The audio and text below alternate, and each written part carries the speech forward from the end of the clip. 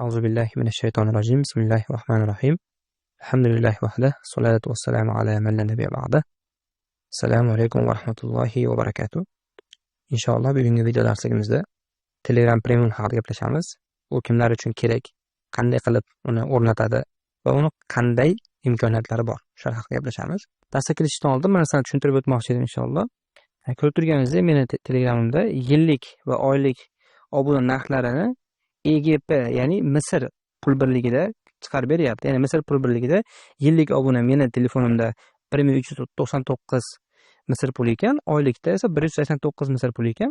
Buni sababi chunki meni ishlatayotgan sim kartam Misr sim kartasi. Chunki virtual raqamlar ichida Misr sim kartasi, Bangladesh sim kartalari ancha arzon. Shuning uchun ham aynan men Misr sim kartasini sotib olganman virtual raqamlar orqali. Ham xavfsizroq, boshqa virtual raqamlarga qaraganda ham arzonroq bo'ladi. Shuning uchun kimdirga virtual sim karta olmoqchi bo'lsa ham Misr yoki masalan Bangladesh sim kartalarini olishni tavsiya qilaman. Ham arzon bo'ladi, ham sifatli bo'ladi. Shunday ekan, men agar Misrda yashamasam ham, Misrda bo'lmasam ham, bu yerda menga Misr narxini ko'rsatadi. Nimaga? Meni sim kartam Misr. Xuddi shunga o'xshaganda, masalan, sizda savol tug'ilmasin.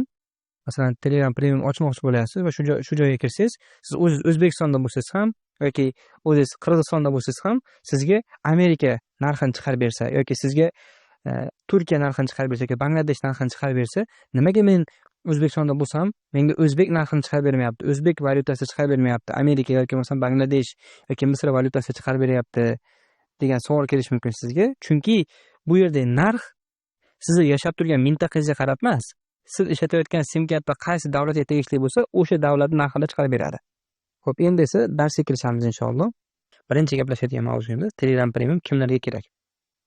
O'ylaymizki, Telegram Premium hammadan ko'ra ko'proq Telegram sahifa adminlarga kerak. Ya'ni Telegramda kanalingiz bor, yoki botingiz bor, guruhingiz bor, yoki biznes klass Telegramda va hokazo. Shunaqa insonlarga eng kerak bo'lgan narsa. Chunki ular har xil stikerlar bor, ya'ni postlarni yoki reklamalarni chiroyli qilib ko'rsatishlik uchun ekan. Boshqa har xil qo'shimcha plus imkoniyatlari bor. Shaxsan biz Telegram Premiumsiz sahifa yurishni tasavvur qila olmaymiz. O'zimiz ham alhamdulillah bir yil yo'qdan beri Telegram Premiumdan foydalanamiz. Yoki bo'lmasam Telegramdan faol ravishda foydalanasiz. Kunlik hayotingizda Telegramning o'rni katta bo'lgan bo'lsa, siz ham bundan olib bemalol foydalansangiz bo'ladi. Yana hammaga har xil. Bizning fikrimizga ko'ra ikki xil insonga Telegram kerak. Birinchisi aytganimizdek adminlarga, kanali bor, guruhi bor, boti bor va hokazo adminlarga. Ikkinchisi Telegramdan faol ravishda foydalanadigan insonlarga kerak bo'ladi. Xo'p, endi ikkinchi mavzuga o'tadigan bo'lsak, uni qanday qilib o'rnatish mumkin? Buni bir nechta yo'llari bor. Hammasini xullas ko'rib chiqamiz inshaalloh. Birinchi uslubimiz Telegramni o'zini sozlamalar orqali sotib olish yo'li. Lekin buning uchun bizga Telegramning rasmiy ilovasi kerak bo'ladi. Hech qanaqangi bir mod yoki bir norasmiy ilovalar emas, rasmiy Telegram ilovasi kerak bo'ladi. Play Marketga Telegram deb yozgan paytimizda chiqib keladigan mana bu ilova haqida gapiryapman. Bu ilova Telegramning rasmiy ilovasi hisoblanib, birinchi uslubimizda rasmiy ilovani ochamiz va bu yerdan sozlamalar qismiga o'tamiz va pastroqdagi Telegram Premium degan bo'limga o'tamiz. Va bu yerda ko'rsatib qo'yilgan yillik obuna va oylik obuna. Endi bu yerda 3 oylik, 6 oylik variantlarni tanlab bo'lmaydi. Bu usul orqali yoki yillik obuna sotib olishingiz mumkin yoki oylik obuna sotib olishingiz mumkin. Masalan, oylikni ustiga bosamiz, pastdagi oyiga falon so'm evaziga obuna bo'lish degan tugmani ustiga bosamiz. Va bu yerda karta raqam kiriting deb so'rayapti. Bizga Visa karta yoki masalan Master kartalar kerak bo'ladi. Ustiga bosamiz. Bu yerda karta raqamlarimizni kiritamiz. Va karta raqamimizni kiritganimizdan keyin karta raqamimiz ulangan telefon raqamiga kod boradi. O'sha kodni saytga kirib teramiz va terganimizdan keyin bizda avtomatik Telegram Premium obuna hosil bo'ladi. Xo'p, bu aytganimdek Telegramning rasmiy ilovasidan foydalanuvchilar uchun edi. Endi Plus, Telegraph, X, email, aka kabi norasmiy messenjerlardan foydalanganlar uchun esa boshqa yo'li bor. Norasmiy Telegram ilovasini qidiruv qismiga Premium bot deb yozamiz. Va bizda mana bu galishkali bot, mana pastdagi botlar bular norasmiy botlar. Ularga ishonch bildirib bo'lmaydi. Ular atayin qarasangiz profil rasmini ham, lichkalarni ham iloji boricha original botga o'xshashga harakat qilishgan. Ular firibgarlar bo'lishi mumkin. Kartangizga pulni yechib oladi, lekin sizga premium bermaydi. Yoki boshqa har xil ishlarda foydalanishlari mumkin. Shuning uchun ehtiyot bo'lamiz. Birinchida turgan galochkasi bor premium botdan foydalanamiz. Mana bu joyga e'tibor beramiz. Premium bot. Ushbu videoni pastiga shu botni havolasini kiritib qo'yaman. Shu orqali foydalanish kerak. Boshqa norasmiy botlarga ishonib qolmanglar. Start tugmasini bosamiz, boshlash tugmasini. Va bizda ko'rsatib qo'yilyapti. Mana yillik obuna. Va bu yerdan xohlasak yillik obunani ustiga bosishda ezamiz. Va bu yozuvni ustiga bosamiz. Va premium bot xizmat shartlarini qabul qilaman ezib turib to'lashni bosamiz. Va bu yerda karta raqamimizni kiritamiz, viza kartamizni. Karta raqamini kiritganimizdan keyin undan oldingi usulda bo'lgani kabi kartamizga ulangan telefon raqamiga kod keladi. Shu kodni teramiz va biz Telegram Premiumga ulansak bo'ladi. Bunda ham 1 yillik yoki 1 oylik sotib olish mumkin. Endi qanday qilib 3 oylik yoki 6 oylik sotib olinadi desa, buning uchun Telegram Premiumni hadya uslubida berishsa bo'ladi. Bu 3-uslub. Buning uchun mana bu menyu qismini bosamiz va bu yerdan Telegram Premium hadya qilish degan tugmani bosamiz va hadya oluvchini tanlashni bosamizda kontaktimizdan o'zimizga kerakli insonni belgilaymiz va davom etishni ustiga bosamiz. Bu yerda bizga ko'rsatyapti 12 oylik xohlaysizmi, 6 oylikmi, 3 oylikmi?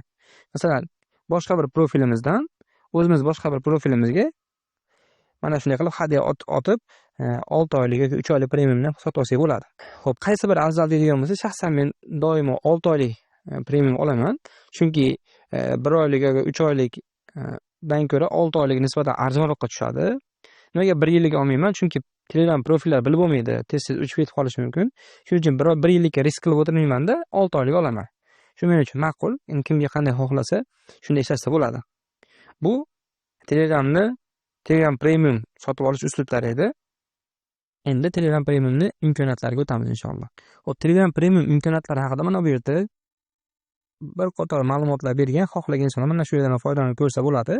Men o'zim uchun eng kerakli, eng foydali bo'lgan va menga haqiqatan ham asqotadigan bir nechtasini amaldan ko'rsatib bermoqchiman inshaalloh. Birinchisi, menga eng ko'p foyda beradigani bu mana bu yerdagi super qidiruv tizimi deb nomlaganman men o'zim. Shu tizim menga juda ham qattiq yordam beradi. Masalan, odatiy Telegram qidiruv qanday bo'ladi? Masalan, menga Tafsiri Hilol kitobi kerak bo'lyapti. Nima qilaman? Tafsiri Hilol deb yozaman mana bu yerga. Va bu yerda menga doimiy Tafsiri Hilolga oid har xil kanallar yoki o'zimni shaxsiy chatlarimdagi Tafsiri Hilol lug'atiga oid har xil narsalarni chiqarib beryapti. Va hokazo. Endi mana bu yerdagi super qidiruv tizimi esa bu yo'nalish bo'yicha juda ham zo'r ishlaydi. Bu yerda siz nafaqat siz a'zo bo'lgan kanallardagi narsalarni qidira olasiz. Nafaqat shunchaki yozib bergan biror narsa qidirayotgan narsangizga oid kanallar chiqib keladi, balki siz bu super qidiruv tizimi orqali butun Telegramdan nimanidir qidirsangiz bo'ladi. Xoh u kanallarga obuna bo'lgan bo'ling, xoh kanallarga obuna bo'lgan bo'lmang, umuman qiziq emas. Butun Telegram bo'yicha sizning so'rovingizni qidirib beradi. Bu juda ham zo'r. Eng ko'p ishlatadigan narsam shu o'zi. Masalan, Tafsiri Hilol yuqorida misol kabi Tafsir Hilol deb yozdimi? Va bu yerda qidiruv degan ustuni bosaman. Va ko'rib turganingizdek, Telegram menga Tafsiri Hilol degan jumla qatnashgan jamiki postlarni, jamiki narsalarni tashlab beradi. Masalan, mana bu yerda qarang. Tablo baza, mahzun bo'lma, kitoblar olami, zamon bu Misrdagi o'zbek kitoblari, fitrat kitoblar dunyosi va hokazo. Men bularni hech qaysinisiga a'zo emasman. Va bu kanallarni men birinchi marta ko'rib turibman hozir. Lekin men bunga a'zo bo'lmasam ham, birinchi marta bu kanallarni ko'rib turgan bo'lsam, nimaga chiqarib beryapti? Mana bu qarasangiz Tafsiri Hilol degan lug'at so'z ishlatilgan. Xuddi shuncha Tafsiri Hilol lug'ati ishlatilgan jamiki narsalar topib beryapti menga. Bu beryapti. Endi masalan menga PDF kitob kerak buni. Yoniga PDF deb qidiraman-da, jo'nataman. Va menga qarasangiz mana hamma PDFlarni chiqarib beryapti mana. Hamma PDFlarni chiqarib, bu juda ham zo'r. Juda ham zo'r. Lekin buni bitta minus tarafi, bu faqatgina bir kunda bunaqa super qidiruvdan premium obunachilar faqatgina 10 marta foydalansa bo'ladi. 10 marta qidiruv bersangiz bo'ladi. Mana bu yerda yozib qo'ygan. 8 ta qoldi bizda. Hozir 2 tasini ishlatdik. 24 soatdan keyin qaytadan 10 marta bo'lib qoladi. Bu men eng ko'p ishlatadigan va eng foydali deb bilganim Telegram premium imkoniyatlaridan biri edi. Xo'p, ikkinchi Telegram premium imkoniyatiga keladigan bo'lsa, bu menimcha hamma biladigan Telegram premium stikerlar. Ko'makdosh kanalimizda yoki boshqa joyda ham premium stikerlardan faol ravishda foydalanamiz. Bu eng katta Telegram premiumni imkoniyatlaridan biri. Mana bunday stikerlarni premium bo'lmagan Telegram profillarda ishlatib bo'lmaydi va bu Telegramni premiumni yana bir eng yaxshi imkoniyatlardan biri. Tayyorlayotgan postingizni chiroyliroq, ta'sirliroq va ko'rkamroq qilishda juda ham katta rol o'ynaydi bular. Xo'p, keyingi premium imkoniyati bu kimdir Telegram hikoyasini ko'ramiz, lekin ko'rganligimizni bildirmaymiz. Ya'ni yashiringan holatda profilni ko'rish. Masalan, mana bu yerda yangi hikoya joylangan, ustiga bosamiz va hikoyani ko'ramiz va bu yerdagi 3 nuqtani bosamizda nima deymiz?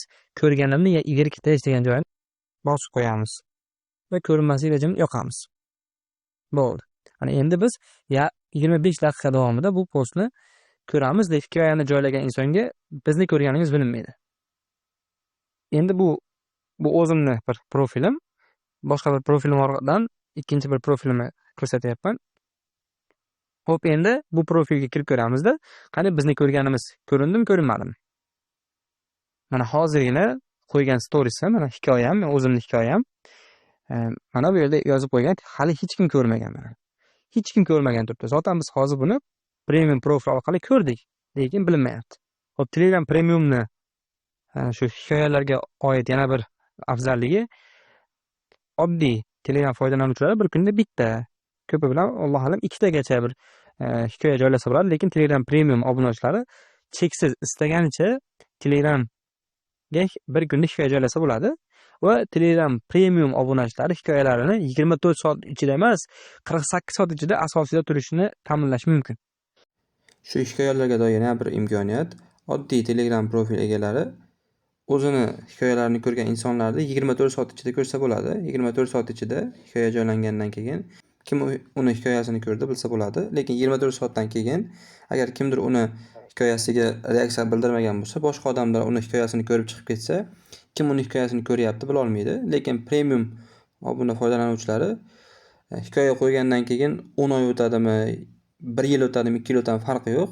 Qachon hikoya qo'ygan bo'lsa ham, kimki uni hikoyasini ko'rsa, 1 yildan keyinmi, 2 yildan keyinmi hikoyasini ko'rsa, har bittasini bilib turadi.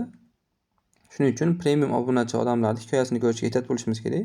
Chunki hikoyasi 1 yil oldin qo'yilgan bo'lsa ham va biz u hikoyasi qo'yilgandan 1 yildan keyin uni hikoyasini ko'rsak ham, bizni ko'rganligimiz hikoyasini premium obunachiga ko'rinib turadi. Xo'p, yana bir Telegram imkoniyati bo'lsa, bu Telegram premium obunachilari ancha-munchaga spamga tushmaydi.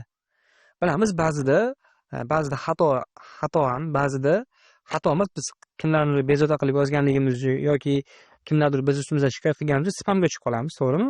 Kimlargadir yoza olmaymiz, undoq belgisi chiqib qoladi, qizil yoki boshqa bo'ladi. Telegram premiumda bunaqa narsa sodir bo'lmaydi. Masalan, men aytganimdek 1 yildan beri Telegram premium ishlatayotgan bo'lsam, Telegram premium profillarim oxirgi marta qachon spamga tushganini eslay olmayman. 1 yil ichida hech biror marta spamga tushmadim. Ungacha premium bo'lmagan profillar necha marta spamga tushdi, necha marta spamdan ochilindi. Lekin Telegram premium profilim hech qachon spamga tushmagan shu paytgacha. Bu ham Telegram premiumning bitta imkoniyati. Keyingi Telegram premium imkoniyatiga keladigan bo'lsak, bu kanallarni qo'llab-quvvatlash. Menimcha hammamiz ko'rgan bo'lsak, falon kanalimizni rivojlantirishlik uchun bu kanalimizga ovoz bering, boshqa deb keladi. Shunday qilib ovoz bersa bo'ladi, boost deb qo'yadi buni. Masalan, mana bu yozuvni ustiga bosamiz va aytayapti. Ovoz berasizmi deyapti. Ovoz berish tugmasini bosamiz va men oldin mana ko'makdoshga ovoz bergan ekanman. Ikkinchi bir kanalingizga o'tkazaverasizmi deyapti. Almashtirish tugmasini bossam, bo'ldi, men ko'makdosh kutubxonasiga ovoz berdim. Bu nimaga keladigan bo'lsa, kanallarda qo'shimcha imkoniyatlar ochiladi. Har xil bir chiroyli ranglarga o'zgartirsa bo'ladi kanalni sozlamalarini, kanallarga ko'proq hikoyalar joylasa bo'ladi va hokazo. Xo'p, keyingi imkoniyatimizga keladigan bo'lsa, bu Telegram biznes sozlamalari deyiladi. Masalan, mana bu bizni profilimiz. Endi shu profilimiz ko'rib turganingizdek oddiy, hech narsa qo'yilmagan, hech narsa yo'q. Shu profilimizni hozir siz bilan birgalikda Telegram Premiumga xos qilib o'zgartiramiz. Ya'ni profilni bezaymiz. Avvalo, mana bu qalamchani ustini bosamiz va bu yerda ism, familiya, doimiyda hammada bo'ladi bu. Va shaxsiy kanal ilova qo'yish bu ham hammada bo'ladi. Endi tarjima holda ko'rib turganmisiz, 140 tagacha harf yozsam bo'ladi. Oddiy Telegram profillarida esa 70 tagacha harf yozsa bo'ladi. Bunda bo'lsa 140 ta harf yozsangiz bo'ladi. Ya'ni 2 barobar ko'proq narsa yozsangiz bo'ladi tarjima hol qismiga. Hop, keyingi imkoniyatimiz 3 nuqtani ustini bosamiz. Profil rangini o'zgartirish degan ustuni bosamiz va bu yerdan profilimiz ranglarini o'zgartirsak bo'ladi. Mana bu yerdan masalan, mana bu joyimizga mana bunday rang qo'yib qo'ysak bo'ladi. Mana bunday rang qo'yib qo'ysak bo'ladi. Har xil va hokazo. Mana shuni tanladik, shunday qo'ydik va profil belgi qo'ysak bo'ladi. Mana profil belgi qo'shish degan ustuni bosamiz va har xil belgilar qo'yamiz bu yerga. O'zimiz saqlab olgan oldingida masalan mana bu belgini qo'ydik mana. Ko'rganingizdek, yozuvning orqa taraflarida belgi paydo bo'lib qoldi. Endi mana bu joy orqali bo'lsa yorug' qilsak bo'ladi, xohlasak qorong'i qilib qo'ysak bo'ladi. Va belgilash tugmasini bosamiz va belgilandi. Endi mana bu yulduzchani o'zgartirsak bo'ladi. Yulduzchani o'rniga masalan Telegramda xohlagan bir belgilarni qo'yib qo'ysak bo'ladi. Masalan, mana buni qo'yib qo'yamiz. Va mana bu yerda ism degan joy orqali ko'rib turganingizdek, mana Idris degan so'zni yonboshida har xil belgilar turibdi, shularni o'zgartirsak bo'ladi, ko'ryapsizmi? Shularni o'zgartirsak bo'ladi. Va javoblash bo'limini ham har xil narsalar bilan bezab qo'ysak bo'ladi. Masalan, ko'rib turganingizdek, har xil narsalar bilan bezab qo'ysak bo'ladi. Bular mana bu pastdagi narsalar bo'lsa, bu pullik belgilar, ishoratlar, bu ko'pchilikka kerak emas bizda. Shuning uchun pastdagi Apple Style deb bosamiz va saqlandi. Va yana profilga oid imkoniyatlar. Sozlamalar qismiga kiramiz. Pastroqqa tushsak, Telegram Business degan bo'lim chiqadi. Bu hammasi Telegram Premiumga xos. Birinchisi joylashuv. O'zingiz turgan joyini belgilab qo'ysangiz bo'ladi. Va bu yerda xaritada joylashuvni belgilash degan joyni yoqsangiz, lokatsiya chiqib keladi. Lokatsiya orqali o'zingiz turgan manzilni belgilab qo'ysangiz bo'ladi. Odamlar profilingizga kirib, o'sha lokatsiya orqali siz oldingizga yetib kelisha oladi. Va bu yerga yana qo'shimcha nimadir yozsangiz bo'ladi. Ya'ni bu ikkinchi bio navbatganda. Tepada birinchi bio ko'rgandik, bu ikkinchi bio.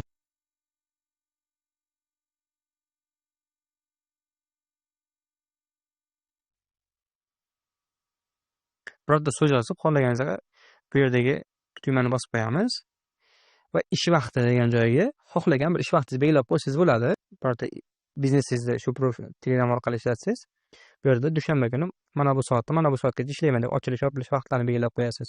Agar u kun dam bo'lgan bo'lsa, mana bu qilib bekitib qo'yasiz. Va keyingi qismimiz tezkor javoblar. Bu yerda siz Telegramda juda ham ko'p ishlatadigan so'zlaringizni, birorta narsalaringizni yozib qo'ysangiz bo'ladi. Masalan, tezkor javob ustini bosamizda nom beramiz bu bo'limimizga. Masalan, qisqa degan yozamizda. Doimo yozishga ehtiyojimiz tug'ilgan so'zlarni yozamiz. Masalan, va alaykum assalom. Nima xizmat? Bizga juda ham ko'pchilik yozadi va ularni har bittasiga va alaykum assalom, nima xizmat deb yozgandan keyin mana bu funksiyani yoqib qo'ysak, doimo foydalansak bo'ladi. Bu qanday ishlaydi desa, mana biri bizga yozdi, assalomu alaykum deb biz mana bu joyda tayoqchani ustini bitta bosamiz va bizda avtomatik yozuvlar tayyor, bemalol jo'natsak bo'ladi. Shu xabarlarni kimdir sizga yozsa, siz tomoningizdan avtomatik ularga qanaqadir javob boradi. Lekin uncha yaxshi ishlamaydi. Joyida emas bo'lsa, bu nima deydigan bo'lsak, bu menimcha bizi uchun uncha shart emas. Masalan, mana bu yerda ish vaqti belgiladik, to'g'rimi? 8 dan 20:00 gacha ish vaqti qilib belgiladik. Mabodo kimdir 21:00 da bizga yozib qolsa yoki bo'lmasam 6:00 da bizga yozib qolsa, mana shu yer orqali biz birorta xabar yozib qo'yamiz. Masalan, hozir ish vaqtimiz emas, ertalab javob qaytaramiz deb yozib qo'ysak, kimdir agar bizga ish vaqtimizda bo'lmagan vaqtida yozsa, shu xabar avtomatik ravishda unga boradi. Keyingisida chatga havola, bu ham juda ham yaxshi imkoniyat. Bu nima deydigan bo'lsak, Telegram orqali kimgadir aloqaga chiqishimiz kerak, lekin unga Telegram havolamizni bergimiz kelmayapti yoki Telegram havolamiz yo'q, xavfsizlik sababli Telegram silka qo'ymaganmiz, ya'ni kuchukcha falon deb boshlangan qo'ymaganmiz, lekin u odam bizga yozishi kerak. Nima qilamiz?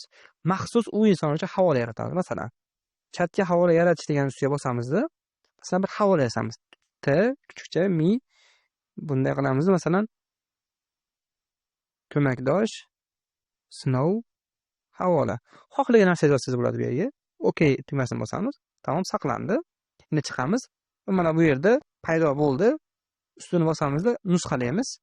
Kerakli insonga yuborib qo'yamiz. Ko'rib turganingizdek, meni profilimda hech qanaqa username yoki boshqa narsam yo'q. Telefon raqamim berkitilingan. Shunchaki bu yerda o'zimning profilim bo'lgani uchun raqamim ko'rinadi. Menga aloqaga chiqmoqchi bo'lgan inson mana bu yuborilgan maxsus havola nusxasini bosish orqali meni profilimga kirishi mumkin bo'ladi. Keyingi imkoniyatimiz esa boshlash sahifasi. Bu ham menga juda ham yoqadigan imkoniyatlardan biri. Masalan, mana bu bitta oddiy Telegram foydalanuvchisini odatiy boshlash menyusi, to'g'rimi? Hech qanaqa yozuv yoki boshqa narsa. Endi biz mana bu yerlarni bezaymiz. Boshlash sahifasining ustiga bosamiz. Va bu yerga sarlavha ketamiz. Mana bu yerda hozircha xabarlar yo'q degan yozuv turibdi-ku, shuni yozamiz. Masalan, assalomu alaykum va rahmatulloh. Va bu yerga xabarimizni kiritamiz. Masalan, xabarlarga kechroq javob qaytaraman deb yozamiz va pastiga stiker qo'yib qo'ysak bo'ladi birorta. Ma'qulroq birisi, masalan, assalomu alaykum yozib qo'yib turib, bu tugmachani bossak, kimdir agar bizning profilimizga kirmoqchi bo'lsa, mana bunday chiroyli shaklda mana assalomu alaykum rahmatulloh, xabarlar kechroq javob qaytaraman deb turib, shuni narsalar qo'ysa bo'ladi. Va odamlarga har xil jinni ketdi, hayvonlarda rasmlar emas, mana bunday stikerlar turadi. Mana buni ustini bitta bosish orqali bizga xabar yuborsa bo'ladi.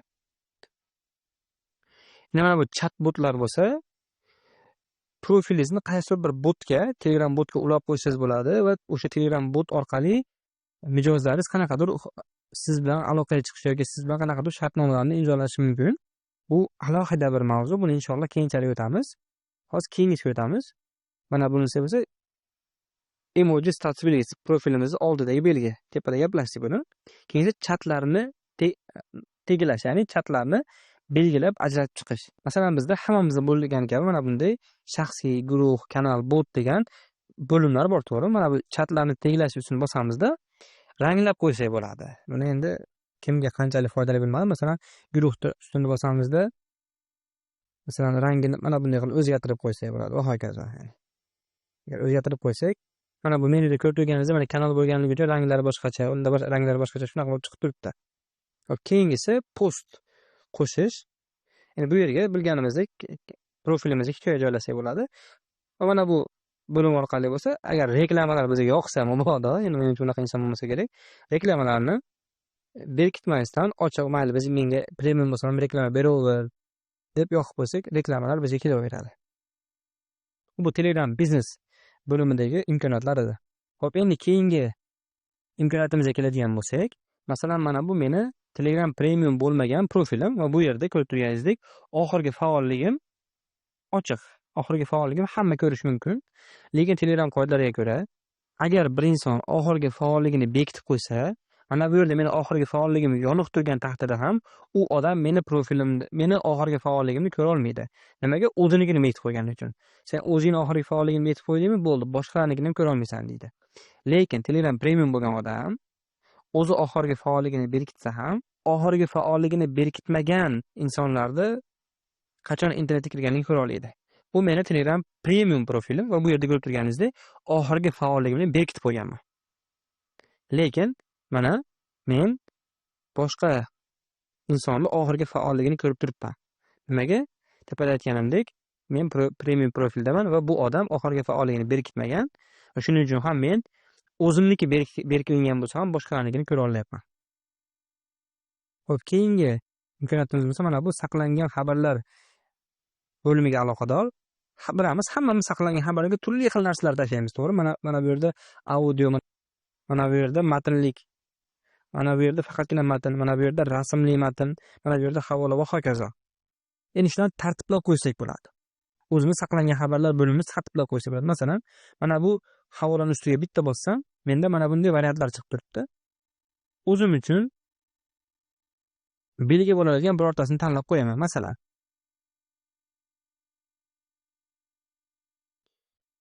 havolalar uchun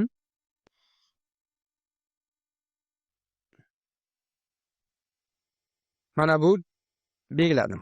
Bu havola. Mana bu rasmli post uchun bo'lsa, bunisini belgiladim. Mana bu matnli post uchun esa bunisini belgiladim. Masalan, audio uchun Mana bunisini belgiladi masalan. Endi bunisini bitta bosaman va bu yerda ko'rib turibsizki, hammasi tartibli. Masalan, bu yerda alohida, bu yerda alohida, bu yerda alohida, bu yerda alohida. Ya'ni saqlangan xabarlar bo'limimizdagi audiolarni alohida bo'lim, rasmlarni alohida bo'lim, matnlarni alohida bo'lim qilib qo'ysak bo'ladi. Misol mana bu ikkalasi ham matn, to'g'rimi? Va buni o'zgartiramizda oldimizni tepadagi bilan bir xil qilib qo'yamiz buni. Yozuvda qilib qo'yamiz va shuni ustiga bir bossak, mana ko'rib turganingizdek, matnli alohida bir bo'lim bo'lib qoldi. Xuddi shunday qilib saqlangan xabarlar bo'limimizni saralab olsak bo'ladi. Keyingi imkoniyatimiz bo'lsa, premium foydalanuvchilari ovozli xabarlar imkoniyatini cheklab qo'yish mumkin. Masalan, ovozli xabar qabul qilishni istamaymiz. Kimdir bizga yozmoqchimi? Illoki matn ko'rinishida xabar yuborishni istaymiz va hech kim deb yozib qo'yamiz, faollashtirib qo'yamiz. Va agar kimdir bizga ovozli xabar yozmoqchi bo'lsa, ko'rib turganingizdek, qabul qilmaydi ovozli xabar deb yozib chiqib qoladi.